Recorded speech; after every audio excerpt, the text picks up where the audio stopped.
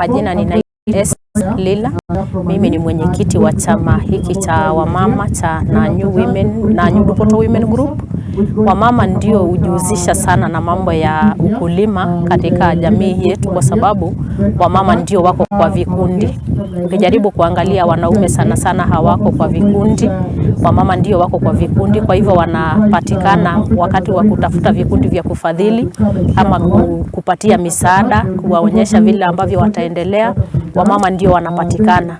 Na pia ukijaribu kuangalia katika jamii ya Kimasai, wale ambao labda wanaathirika sana na ukame ni wamama, kwa sababu unakuta mara nyingi wanaume hawakai nyumbani, wamama ndio wanaenda labda kutafuta maji, ndio wanatafutia chakula. Mimi kwa majina naitwa James Kombai, Senior Chief katika Eldamat location. Leo tumetembelea mradi ya kina mama ya ukulima. Katika mambo ya kilimo, kina mama ndio wanajaribu sana, kwa sababu wazee ni kama hawako katika vikundi.